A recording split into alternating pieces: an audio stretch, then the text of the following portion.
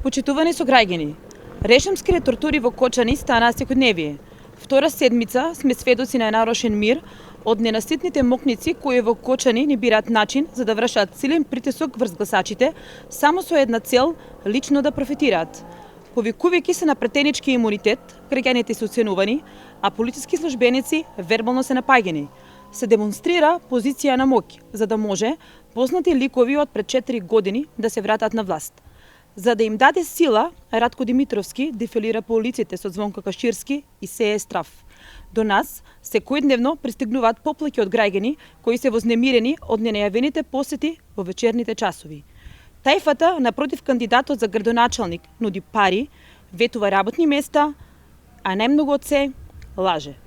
Партискиот штаб на ДПМН во Оризари е преместен на нова локација, во приватна здравствена ординација која работи до полно како партиско гнездо на актуелниот пратеник и на целна група познати функционери на ДПМН. Од овој оризарски здравствен објект до доцните вечерни часови влегува и излегува војска која предизборно го малтретира населението во Оризари.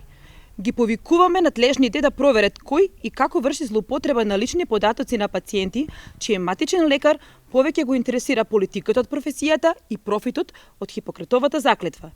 Почитувани сограѓани, вас кои ви угнетуваат и оценуваат да гласате по нивна волја, не дозволувајте силите на режимското зло да управува со вас. Ништо не може да ја купи слободата зад параванот. Предходните 4 години сите јасно можевте да видите како се развива и како се живее во Кочани слободно и демократски. Вие сте мнозинство што ја препознава разликата во локалното управување. На 31 октомври не плашете се да го изберете бројот 12. Кочани го има и заслужува да го има најдоброто.